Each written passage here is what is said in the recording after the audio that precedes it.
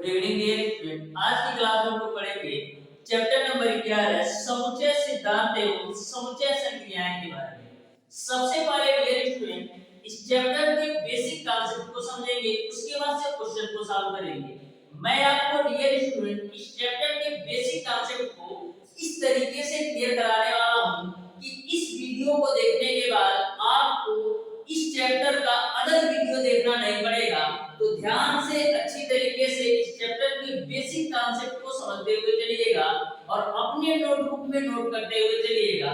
एक बात मैं और आपको बता दूं डियर स्टूडेंट, इस चैप्टर से जितने भी क्वेश्चन आपके एग्जाम में पूछे जाएंगे, टोटल क्वेश्चन बेसिक कॉन्सेप्ट पर होते हैं। तो प्रत्येक बेसिक कॉन्सेप्ट को आपको ध्यान से अच्छी तरीके से समझते हुए चलिएगा।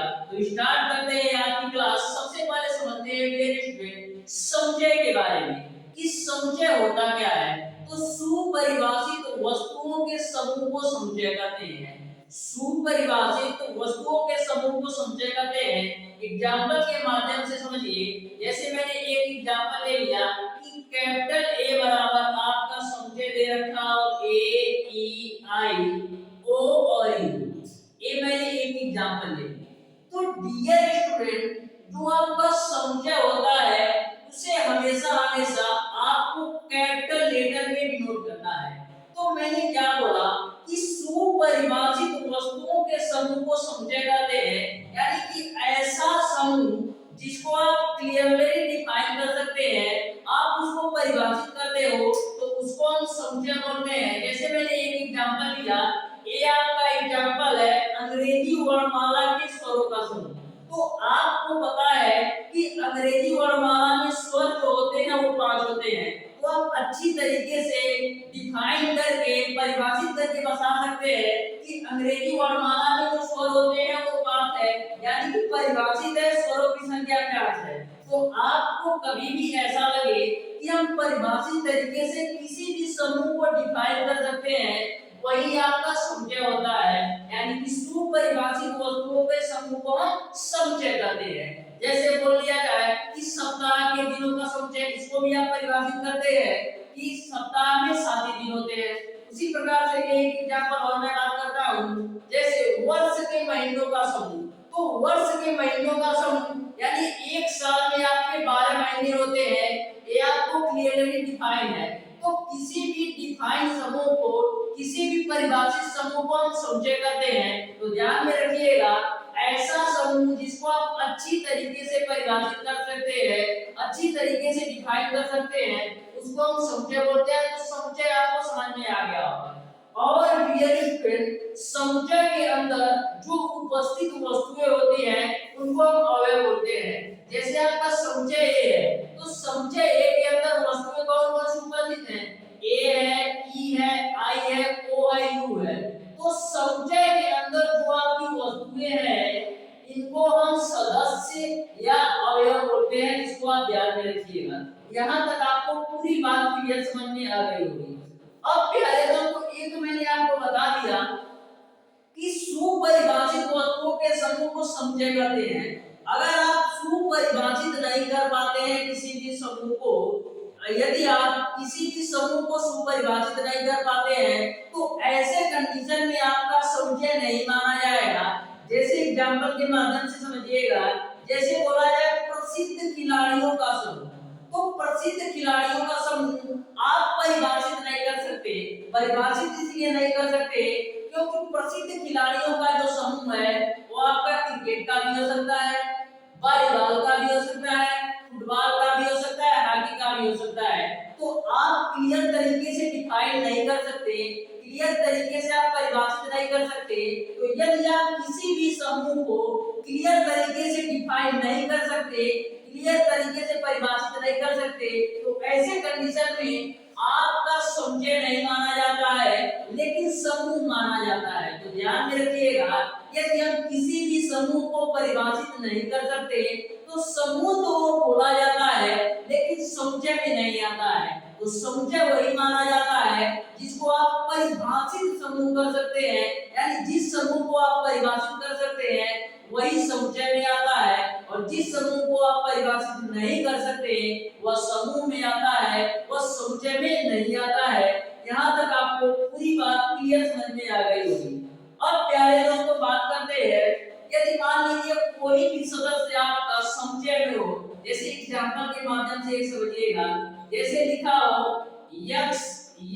साइलेंट ए।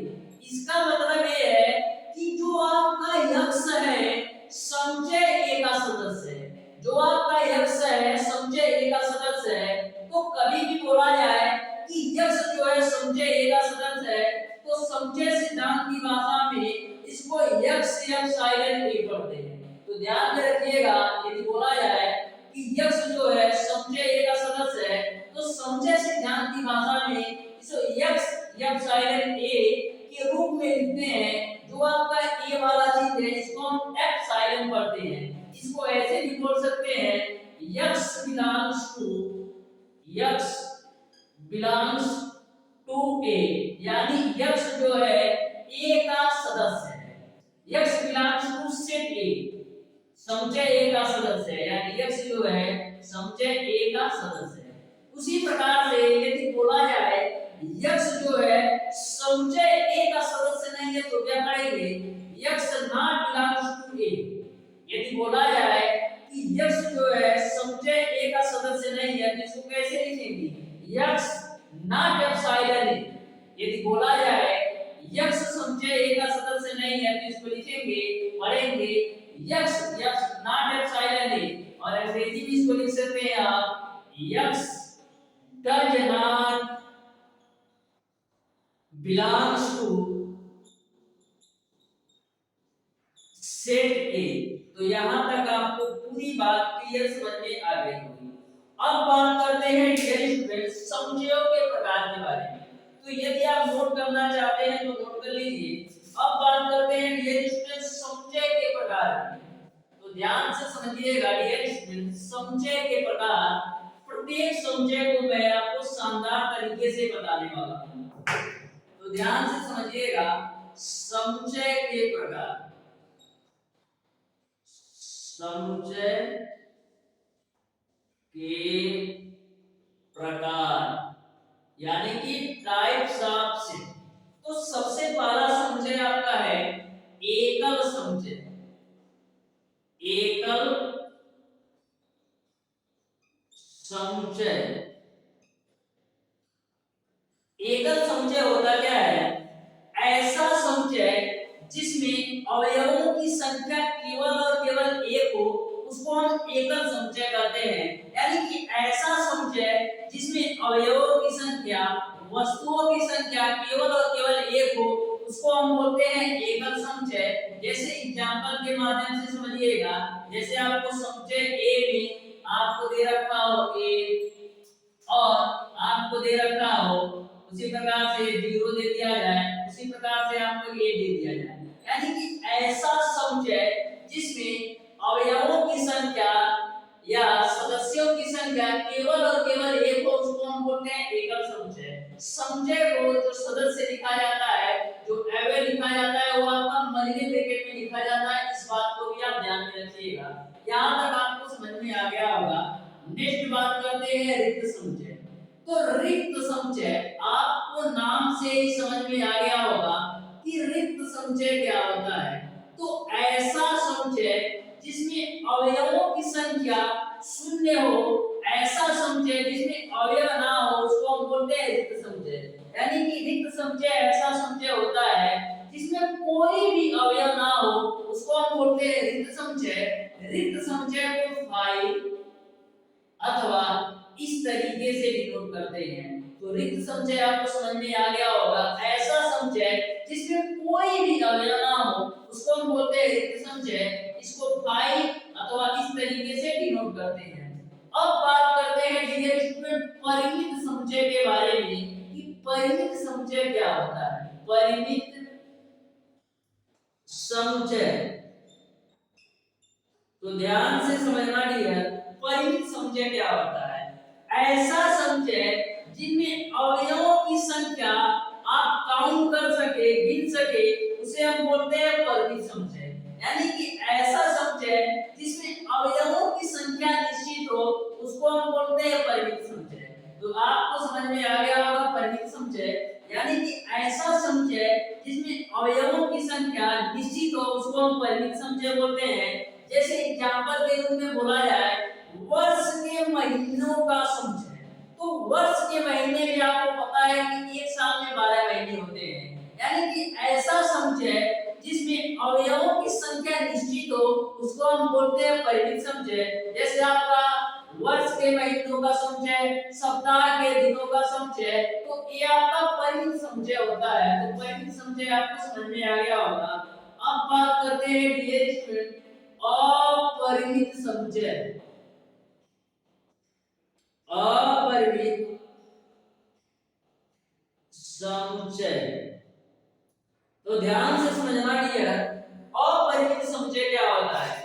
तो ऐसा समुच्चय जिसमें अवयवों की संख्या अनिश्चित हो उसको हम बोलते हैं अपरिमित समुच्चय। यानी कि ऐसा समुच्चय जिसमें अवयवों की संख्या अनिश्चित हो, यानी कि आप उसे काउंट ही ना कर सके, उसे आप गिन ही ना सके, उसको हम बोलते हैं अपरिमित समुच्चय। जैसे बोला जाए प्राकृतिक संख्याओं का समूह, तो क्या आप प्राकृतिक संख्याओं को डिफाइन कर सकते हैं? नहीं कर सकते। आप कितना भी गिनते जाइए वो कभी भी समाप्त होने वाला नहीं है। तो ऐसा समुच्चय जिसमें अवयवों की संख्या अनिश्चित हो उसको हम बोलते हैं अपरिमित समुच्चय। तो आपको अपरिमित समुच्चय भी समझ में आ गया होगा। अब बात करते हैं डियर स्टूडेंट उपसमुच्चय या अधिसमुच्चय। तो ध्यान से समझिएगा, इस पर क्वेश्चन पूछा जाता है। उपसमुच्चय, उपसमुच्चय तथा अधिसमुच्चय। अधिसमुच्चय, तो उपसमुच्चय और अधिसमुच्चय क्या होता है? यदि जैसे मैंने एग्जांपल के माध्यम से मैं आपको समझाता हूं। जैसे मैंने एक समुच्चय ए ले लिया जिसमें आपका 1 2 3 है। अब मैंने दूसरा समुच्चय ले लिया उसमें आपका 2 3 और 1 और 4 है।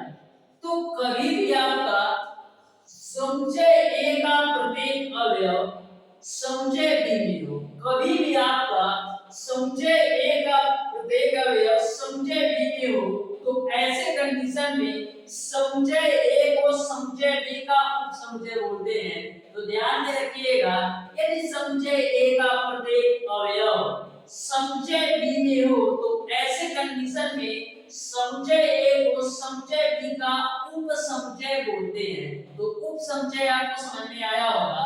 अब बात करते हैं अधिसमुच्चय। तो अधिसमुच्चय क्या होता है?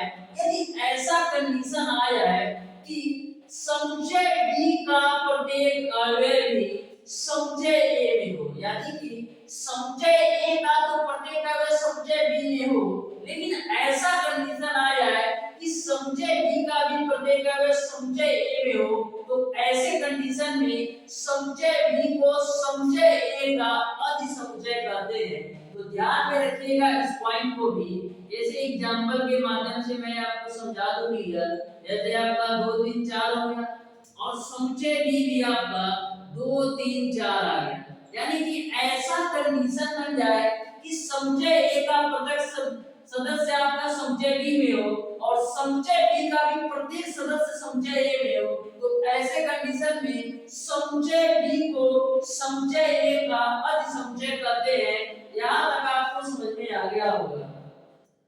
अब बात करते हैं डियर स्टूडेंट उचित या विषम उपसमुच्चय। उचित या विषम उपसमुच्चय, इस पर क्वेश्चन पूछा जाता है। तो ध्यान से समझना, उचित या विषम, उचित या विषम उपसमुच्चय।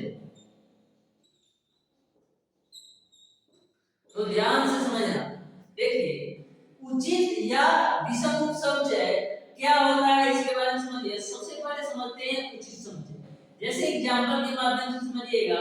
जैसे समुच्चय ए बराबर आपको दे रखा हो ए ई आई और समुच्चय बी बराबर आपको दे रखा हो ए ई आई ओ यू।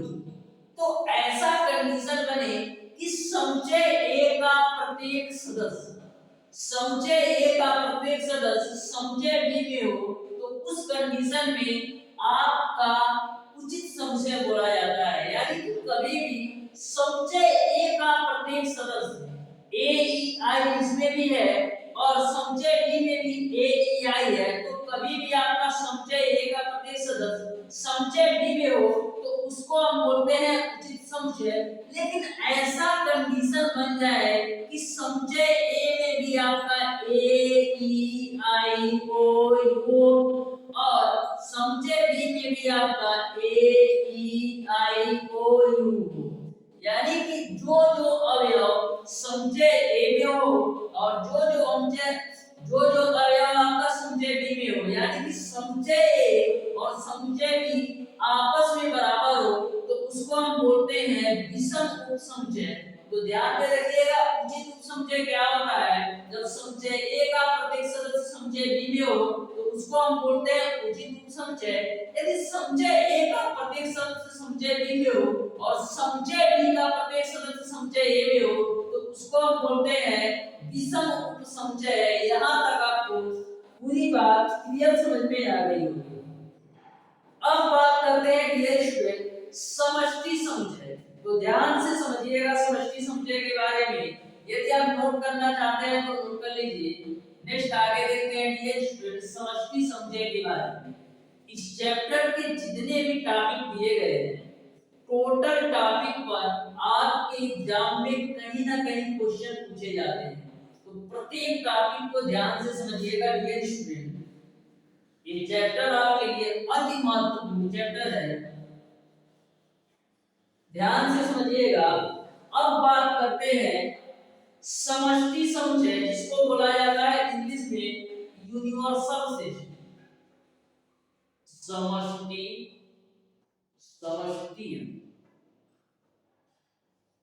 समुच्चय, जिसको इंग्लिश में बोला जाता है यूनिवर्सल सेट। तो ध्यान से समझिएगा आपका समष्टि समुच्चय क्या होता है। तो आपको नाम से ही पता चल रहा है यूनिवर्सल सेट। समष्टि समुच्चय का मतलब ये होता है कि आपका जितना भी समुच्चय दे रखा हो सभी समुच्चय का अवयव किसी एक समुच्चय में उपस्थित हो उसको हम बोलते हैं समष्टि समुच्चय। यानी कि समष्टि समुच्चय ऐसा समुच्चय होता है जिसमें प्रत्येक समुच्चय का अवयव किसी एक समुच्चय में हो उसको हम बोलते हैं समष्टि समुच्चय। जैसे एग्जांपल के माध्यम से आप समझिएगा डियर, जैसे समुच्चय ए आपको दे रखा हो 1 2 3 4 और समुच्चय बी आपको दे रखा हो 6 7 8 और आपका समष्टि समुच्चय को यू से डिनोट करते हैं, यूनिवर्सल सेट यानी यू से डिनोट करते हैं। तो आपका समष्टि समुच्चय क्या होगा 1 2 3 4 6 7 8, यानी कि आपका समष्टि समुच्चय यूनिवर्सल सेट ऐसा सेट होता है जिसमें समुच्चय ए और समुच्चय बी का प्रत्येक अवयव आपका समष्टि समुच्चय में उपस्थित होता है। यानी समष्टि समुच्चय आपका ऐसा समुच्चय होता है जिसमें आपका प्रत्येक समुच्चय का अवयव आपका समष्टि समुच्चय में उपस्थित होता है, वही आपका यूनिवर्सल सेट होता है। आपको ये बात ध्यान में रखना है कि सभी समुच्चय का अवयव किसी एक समुच्चय में उपस्थित हो उसको हम बोलते हैं समष्टि समुच्चय यानी कि यूनिवर्सल सेट। अब बात करते हैं डियर स्टूडेंट घात समुच्चय। समझिएगा घात समुच्चय क्या होता है। घात समुच्चय जिसको इंग्लिश में बोला जाता है पावर सेट। तो पावर सेट को डियर स्टूडेंट आप ए से डिनोट करते हो, पावर सेट को आप ए से डिनोट करते हो या 2 पे पावर n से डिनोट करते हो। तो पावर सेट होता क्या है, जैसे आपको समुच्चय ए बराबर आपको दे दिया रहे कि 1 2 आपको दे रखा हो, इसका बोला जाए पावर सेट निकालो, इसका बोला जाए कि घात समुच्चय निकालो। तो कैसे करेंगे, तो सबसे पहले इसका पावर सेट निकालेंगे तो क्या होता है 2 पे पावर n, तो 2 2 2 ही रहेगा। यानी क्या होता है समुच्चय में अवयवों की संख्या, समुच्चय में सदस्यों की संख्या, तो समुच्चय में कितने अवयव हैं 2, तो पावर में 2 कर दो, यानी कि जो वैल्यू होती है समुच्चय में अवयवों की संख्या के बराबर होती है। तो यहाँ से आपको 4 मिल गया, यानी कि पावर सेट आपका 4 के बराबर हो गया। तो इस तरीके से इसका आपको 4 समुच्चय मिलेगा। तो 4 समुच्चय कैसे मिलेगा, एक और दूसरा आपको मिलेगा 2, तीसरा आपको मिलेगा 1 2 और चौथा आपको मिलेगा 5। तो इस तरीके से आपका समुच्चय ए का जो पावर सेट हुआ वो आपका इस तरीके से 4 समुच्चय में डिवाइड हो गया। पहला 1, दूसरा 2, तीसरा 1 2, चौथा 5। तो यहाँ तक आपको पावर सेट भी समझ में आ गया होगा। अब डियर स्टूडेंट नेक्स्ट आगे चलते हैं। नेक्स्ट आगे आपका है डियर स्टूडेंट सम समुच्चय।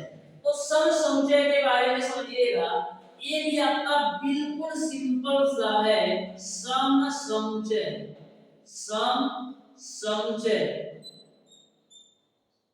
तो ध्यान से समझिएगा। सम समुच्चय जिसको बोला जाता है इंग्लिश में इक्वल सेट, इक्वल सेट। तो सम समुच्चय होता क्या है, ध्यान से समझिएगा।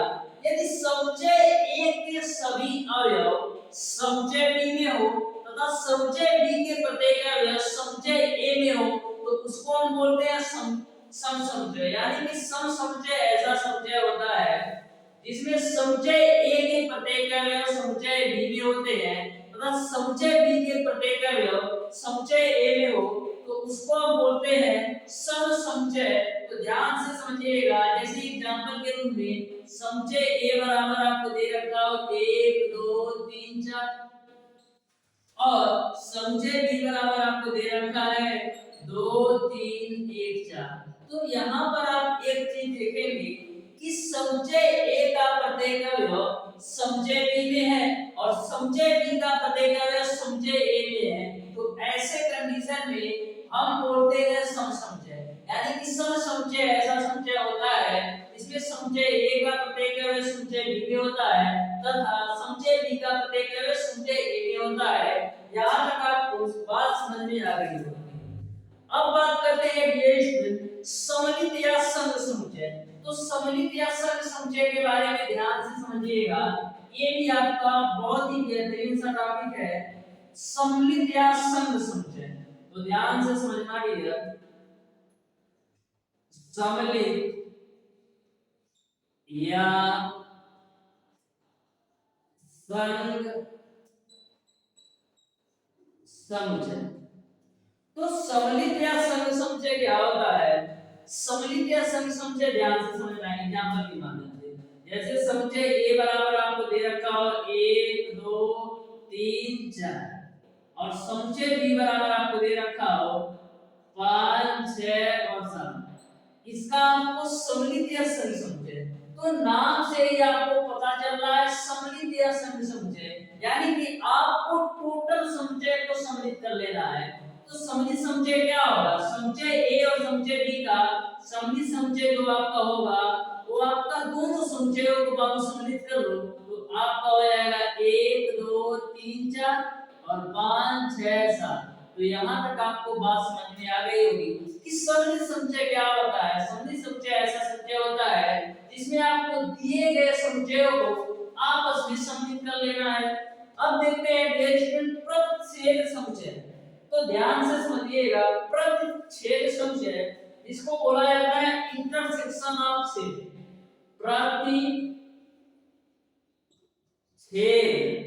प्रतिच्छेद समुच्चय देखना ध्यान से। प्रतिच्छेद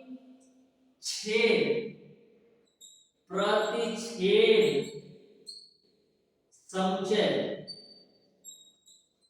तो ध्यान से समझिएगा।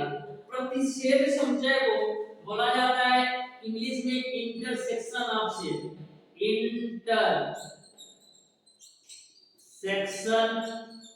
Of set. तो प्रतिच्छेद समुच्चय वह समुच्चय होता है डियर जिसमें आपको दिए गए समुच्चय में जो आपका वैलिड होता है ना वही आपका इंटरसेक्शन ऑफ सेट होता है, प्रतिच्छेद ऑफ समुच्चय होता है। जैसे आपको समुच्चय ए दे रखा हो 1 2 3 और 4 और समुच्चय बी आपको दे रखा हो तो 2 और 3 दे रखा हो।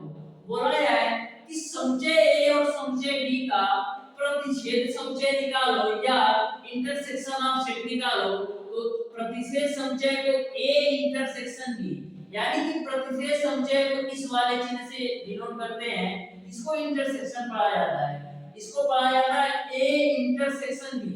तो इसको आपका क्या होगा, जो दोनों में कॉमन हो वही लेना हो। तो दोनों में कॉमन क्या है, दोनों में कॉमन केवल आपका 2 और 3 है, तो यही आपका प्रतिच्छेद समुच्चय हो जाएगा। तो ध्यान में रखिएगा, प्रतिच्छेद समुच्चय या इंटरसेक्शन ऑफ सेट वही होता है जो दोनों समुच्चयों में या दिए गए समुच्चयों में कॉमन होता है, वही आपका प्रतिच्छेद समुच्चय होता है।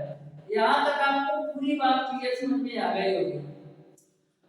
यदि आप नोट करना चाहते हैं तो डियर स्टूडेंट नोट कर सकते हैं। अब बात करते हैं डियर स्टूडेंट अंतर समुच्चय के बारे में। तो अंतर समुच्चय आपको नाम से ही क्लियर पता चल गया होगा कि अंतर समुच्चय होता क्या है। तो ध्यान से समझिएगा डियर स्टूडेंट अंतर समुच्चय के बारे में। ये भी आपका बिल्कुल सिंपल सा है, अंतर समुच्चय। अंतर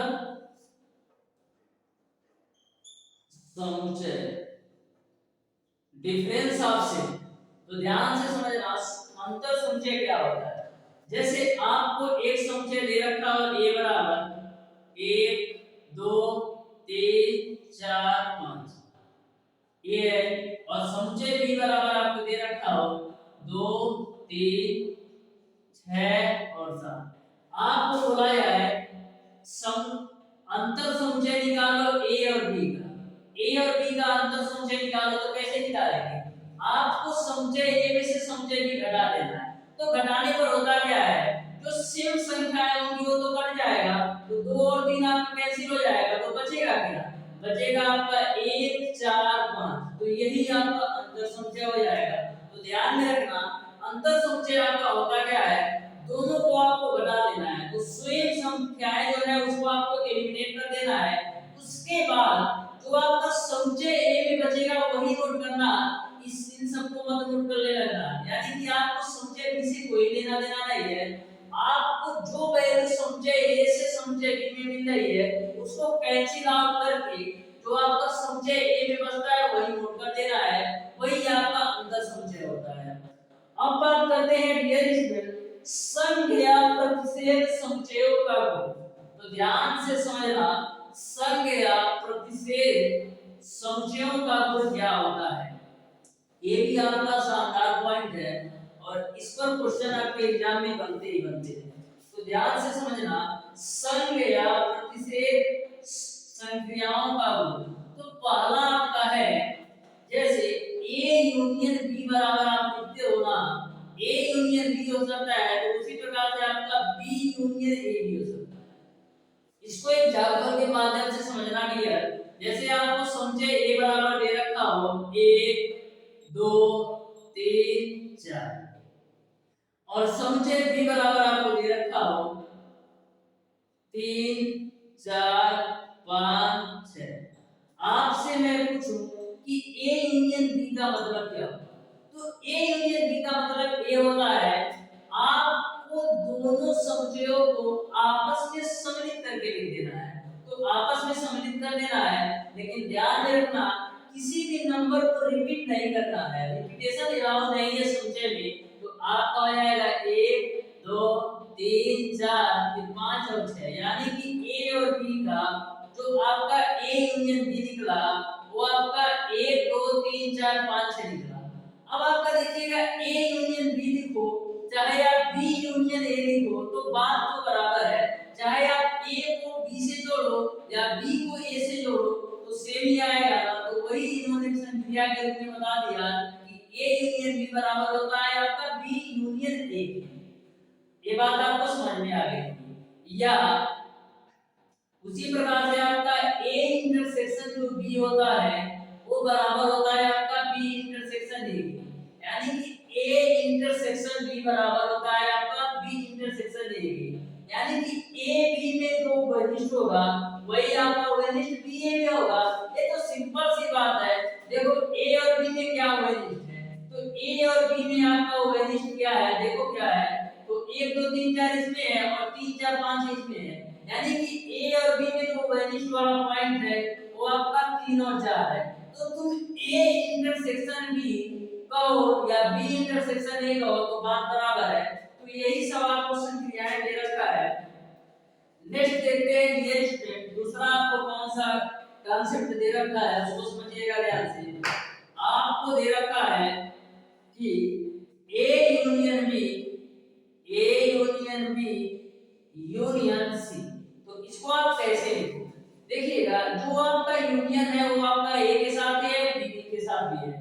तो ध्यान से समझना, इसको मैं लिख सकता हूं A union C union A B union C, यानी कि जो सी का यूनियन है वो आपका ए के साथ भी है और बी के साथ भी है। तो मैंने सी का यूनियन एक बार ए के साथ लिख दिया और एक बार बी के साथ लिख दिया। यहां तक आपको पूरी बात समझ में आ गई होगी। अब नेक्स्ट देखिएगा डियर स्टूडेंट, अब नेक्स्ट देखिएगा डियर स्टूडेंट, इसको आप ऐसे भी लिख सकते हो, इसको आप ऐसे भी लिख सकते हो A union B union C के रूप में। तो यहां तक आपको पूरी बात क्लियर समझ में आ गई होगी। इसको आप ऐसे ही नोट करो तो ज्यादा ही बेहतर है, यानी आपस में आपको मिला देना है, ऐसे ही नोट करो, ठीक है। अब देखते हैं डियर स्टूडेंट, जैसे नेक्स्ट कॉन्सेप्ट आपका है, जैसे आपको बोला जाए कि ए इंटरसेक्शन बी और आपको दे रखा इंटरसेक्शन सी। तो इसको आप क्या लिख सकते हो? इसको आप लिख सकते हो dear A intersection B intersection C. तो ये सिंपल से कॉन्सेप्ट है, आपको ध्यान रखना है। जैसे ए यूनियन बी है तो यूनियन सी से होगा, उसी प्रकार से ए इंटरसेक्शन बी है, यानी ए बी का जो वेनिस्ट है वही वेनिस्ट सी से है। तो उसी को हम क्यों नहीं लिख सकते हैं कि बी इंटरसेक्शन सी, यानी कि बी और सी का जो वेनिस्ट है वही वेनिस्ट आपका ए से है। तो यहाँ तक आपको पूरी बात क्लियर समझ में आ गई होगी। नेक्स्ट बात करते हैं, जैसे बोला जाए कि ए यूनियन फाई। तो फाई का मतलब क्या होता है? फाई का मतलब आपका रिक्त समुच्चय होता है। तो ए यूनियन फाई, यानी कि ए का यदि यूनियन किया जाए, यदि ए को सम्मिलित किया जाए रिक्त समुच्चय से, तो क्या मिलेगा आपको? ए ही मिलेगा, क्योंकि ये तो आपका रिक्त समुच्चय है, कोई वैल्यू नहीं उसका है। अब बात करते हैं डियर स्टूडेंट, यदि बोला जाए ए इंटरसेक्शन फाई, तो बोलो कोई भी आपका समुच्चय ए दे रखा हो, इसका आपको उप समुच्चय निकालना है, इसका आपको इंटरसेक्शन निकालना है फाई से, यानी कि ए और फाई में आपको वेनिस्ट देखना है। तो क्या मिलेगा? फाई मिलेगा, क्योंकि फाई में तो कोई अवयव नहीं है, तो फाई मिलेगा। हाँ, क्या वेनिस्ट मिलेगा? फाई मिलेगा। तो यहाँ तक आपको पूरी बात क्लियर समझ में आ रही होगी। दो कॉन्सेप्ट और है, इसको भी आप नोट कर लो डियर। एक दो तीन कॉन्सेप्ट और है, इसको भी आप नोट करते चलिएगा। तो ध्यान से प्रत्येक कॉन्सेप्ट को समझते हुए चलिए और नोट करते चलिए। नेक्स्ट आपका है डियर, यदि इंपॉर्टेंट पॉइंट में नोट कर लेना या इंपॉर्टेंट रूल में, पहला आपका रूल है A union B intersection C. इसको आप लिख सकते हो, जो आपका ए का यूनियन है वो बी के साथ भी है और जो ए का यूनियन है वो आपका सी के साथ भी है। तो इसको हम लिख सकते हैं ए यूनियन बी और ए यूनियन सी, यानी कि जो ए का यूनियन है वो बी के साथ भी है और सी के साथ भी है। तो ए का यूनियन एक बार बी के साथ लिखा और ए का यूनियन एक बार सी के साथ लिखा और बीच में इंटरसेक्शन है तो इंटरसेक्शन बता। ये बात आपको समझ में आई। अब नेक्स्ट बात करते हैं डियर स्टूडेंट, जैसे लिखा हो A intersection B intersection C के रूप में, तो इसको क्या लिख सकते हो? जो आपका ए का इंटरसेक्शन है वो बी के साथ भी है सी के साथ भी है, तो अलग लिख लो, यानी ए इंटरसेक्शन बी, उसके बाद से ए इंटरसेक्शन सी, यानी ए का इंटरसेक्शन मैंने एक बार बी के साथ लिख दिया और एक बार सी के साथ, बी के इंटरसेक्शन होगा। यहां तक आपको क्लियर है। नेक्स्ट आपका है फार्मूला नंबर 3, जैसे ए यूनियन बी पे बार हो तो इसको हम लिख सकते हैं, जो आपका बार है वो आपका ए के साथ भी है बी के साथ, तो इसको हम लिख सकते हैं ए बार यूनियन बी बार। ठीक है, यहां तक आपको क्लियर है। उसी प्रकार से चौथा कॉन्सेप्ट लिख लो, जैसे आपको दे रखा हो ए इंटरसेक्शन बी पर पावर बार, तो जो आपका बार है वो आपका ए के साथ भी है और बी के साथ भी है, तो ए बार इंटरसेक्शन बी बार। यहां तक आपको क्लियर समझ में आ गया होगा और आपका बेसिक कॉन्सेप्ट आपको क्लियर समझ में आया होगा। अब बात करते हैं डियर स्टूडेंट वेन आरेख के बारे में। तो वेन आरेख को आप अच्छी तरीके से समझिएगा। यही आपका लास्ट कॉन्सेप्ट है इस चैप्टर का। तो ध्यान से समझिएगा वेन आरेख के बारे में। यदि वेन आरेख की बात किया जाए ए यूनियन बी को आप वेन आरेख से कैसे दिखाओगे? ए यूनियन बी को वेन आरेख से कैसे दिखाओगे? जैसे आपको दे दिया है ए यूनियन बी बनाना है, यानी कि ए को बी से सम्मिलित करना है, तो एक गोला ए का है और एक गोला आपका बी का है। तो ध्यान से समझना, ए यूनियन बी में करना क्या है, ए को बी से मिला देना है। ए को बी से मिलाओ, ए आपका ए वाला सेट है और ए आपका बी वाला सेट है। तो ए यूनियन बी का मतलब ए और बी को मिला दो, तो मैंने मिला दिया, ये आपका ए यूनियन बी का वेन आरेख है। अब बात करते हैं dear student A intersection B. तो ए इंटरसेक्शन बी का मतलब क्या होता है? ए इंटरसेक्शन बी का मतलब ये होता है डियर, जो ए और बी दोनों में वैनिष्ठ हो, जो ए और बी दोनों में कॉमन। तो ए आपका एक गोला ए का है, ए आपका एक गोला बी का है। तो इस सेट ए और सेट बी में जो वैनिष्ठ होगा वही लेना है ए इंटरसेक्शन बी के लिए। तो मैंने मान लिया यही वाला जो वैल्यू है सेट ए और सेट बी में वैनिष्ठ है, तो ए इंटरसेक्शन बी के लिए वेन आरेख में आपको इस तरीके से डिनोट करना है। नेक्स्ट बात करते हैं डियर स्टूडेंट ए माइनस बी के लिए कैसे डिनोट करोगे? तो ए माइनस बी के लिए आप ऐसे डिनोट करोगे, ये आपका ए है और ये आपका बी है, यानी ए में से बी को घटाना है, तो आपको इस तरीके से वेन आरेख में दिखाना है। अब बात करते हैं डियर स्टूडेंट, अब बात करते हैं डियर स्टूडेंट ए बार को कैसे डिनोट करोगे? तो ए आपका एक यूनिवर्स है, ये आपका एक यूनिवर्सल है जिसको आप यू से डिनोट करते हो, इसमें से आप ए को घटा दो, ये आपका ए है, तो यूनिवर्सल सेट में से आप सेट ए को घटा दो, तो यही आपका ए बार के रूप में आ जाता है।